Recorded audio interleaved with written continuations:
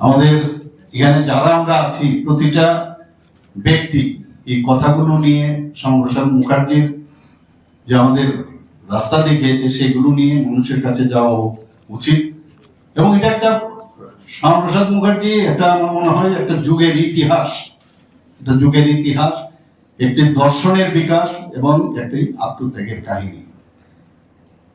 আজকে মাননীয় প্রধানমন্ত্রী শ্রী নরেন্দ্র মোদীজি আসার পর আমাদের ভারতীয় জনতা পার্টি বা এনডিএ সরকার প্রতিষ্ঠিত হওয়ার পর যেভাবে মানুষ এখন ডক্টর শ্যামাপ্রসাদ মুখার্জি সম্পর্কে জানতে পেরেছেন, যে সম্মান দিচ্ছেন, বা পণ্ডিত দীনদয়ালজি সম্পর্কে যেভাবে মানুষকে জানানোর চেষ্টা করছে, সেগুলো কিন্তু আগে কিন্তু ইচ্ছে করে রাখা হয়েছিল ওনাদের সম্পর্কে যাতে কেউ না জানতে পারে। আমরাও জানতে পারছি এখন কাশ্মীর নীতি এবং 370-35 বিলোপ করার জন্য যেটা বলা হয়েছে যে উনি যখন জম্মু এন্ড কাশ্মীরে প্রবেশ করে ইচ্ছে করে ওনাকে অ্যালাউ করা হয়েছে, আমরা সবাই জানি।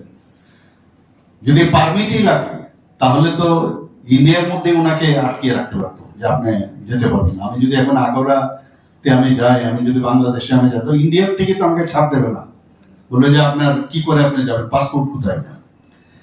ইচ্ছে করে ওনাকে আগের থেকে প্ল্যানিং ছিল, বলার অপেক্ষা রাখেন, যাওয়ার পরে কিন্তু অ্যারেস্ট করলো। আমার পূর্ববর্তী বক্তারা বলেছেন যে কিভাবে ওনাকে কোথায় রাখা হয়েছিল, আগের থেকে প্ল্যান। এবং সেই জায়গায় দাঁড়িয়ে উনি জানতেন যে ওনার মৃত্যু অবধারিত। এই মাননীয় প্রধানমন্ত্রী যে আসার পর অনেককে অনেক কথা বলেছেন,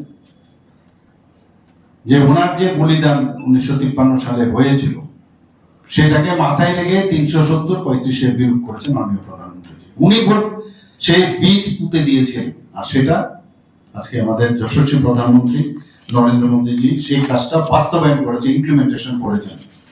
এক দেশ এক বিধান, এই বিষয়ে আমার এটা ইমপ্লিমেন্টেশন উনি চিন্তা করেছিলেন, মৃত্যুবরণ করেছেন, সেখানে বলিদান হয়েছে, আর সেটার ইমপ্লিমেন্টেশন মাননীয় প্রধানমন্ত্রীজি করেছেন। তখন বলছিল তো সারা ভারতবর্ষের মধ্যে নাকি বিরাট রায়ট হবে, অনেক কিছু বলেছে যে দেশ খণ্ড বিখণ্ড ইত্যাদি হবে, কিন্তু সাহসিকতার সাথে সেটা করতে পেরেছেন আমাদের মাননীয় প্রধানমন্ত্রীজি। সেটা 2019-এ 5ই আগস্ট। আজকে উনার আমি আরেকদিন আমাদের যে বলিদান দিবস আমি সেটা বলেছি যে এই যে সিএ মাননীয় প্রধানমন্ত্রীজি উনার যে চিন্তাধারা তার উপর ভিত্তি করে সেটা কিন্তু করা হয়েছে।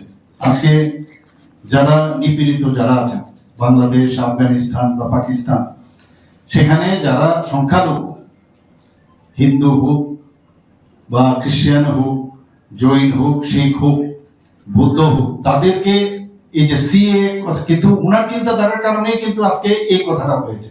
এবং এই সিএ লাগু কিন্তু এবং নেহেরু লিখে যে চুক্তির বিরোধিতা উনি করেছিলেন, যে আমার যারা ওই জায়গায় যারা হিন্দুরা আছেন বা অন্যান্য সংখ্যালঘুরা আছেন তাদের নিরাপত্তা আগে দিতে হবে। এবং যে কারণে আজকে সেটা কিন্তু এই ভারতীয় জনতা পার্টির সরকার আসার পর সেটা করেছে। আমরা সবাই জানি যে উনি শিল্পমন্ত্রী ছিলেন নেহরুর যে মন্ত্রিসভা, এবং সেখানে উনি প্রথম যেখানে ইন্ডাস্ট্রিয়াল পলিসি রেজলিউশন 1948-এ তৈরি করেন। এবং উনার সময়ে কিন্তু ওনার সময়ে যে চিত্তরঞ্জন লোকোমোটিভ ওয়ার্কস, সিন্ধ্রি সার কারখানা এবং হিন্দুস্তান এয়ারক্রাফটের মতো উনি বুঝেছিলেন যে যদি আমাদের ইন্ডাস্ট্রি যদি ডেভেলপ না হয়, এই স্বনির্ভরতার যে বিষয়, আমাদের যে সেলফ রিলায়েন্স হওয়ার বিষয়, সেটা মাননীয় প্রধানমন্ত্রীজি এখন সেটা করছেন। বলছেন যে যেমন মেক ইন ইন্ডিয়া, বা যেটা বলছেন যে ভোকাল ফর লোকাল, আজকে কিন্তু সেটা কিভাবে এস্টাবলিশড হচ্ছে। আমরা কিছুদিন আগেও আমি দেখেছি যে আমাদের এই বিএসএফ ক্যাম্পে আমি গিয়েছিলাম, সেখানে আমাদের যশস্বী গৃহমন্ত্রী যে এসেছিলেন, সেখানে ওরা বিএসএফ এ আর্মস গুলো ওখানে ওরা প্লেস করেছিলেন। এক একটা আর্মস দেখে আমি অবাক হয়ে গেলাম। ওরা বলছে যে আমাদের ইন্ডিজিনাস আর্মস, সেগুলো আমরা AK-47 এর কথা বলে মনে করি যে বাইরের, মানে এত সুন্দর এগুলো আমাদের ভারতবর্ষে এখন তৈরি হচ্ছে। এয়ারক্রাফট অলরেডি আমাদের এখানে তৈরি হয়ে গেছে, হেলিকপ্টার তৈরি হয়ে গেছে।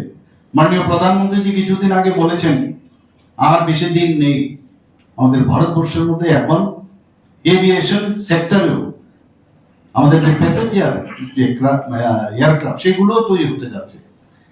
তো তার যে চিন্তা ভাবনা সেটা ডক্টর শ্যামাপ্রসাদ মুখার্জির ছিল যে আত্মনির্ভর ভারত, মাননীয় প্রধানমন্ত্রী বলছেন আত্মনির্ভর ভারত।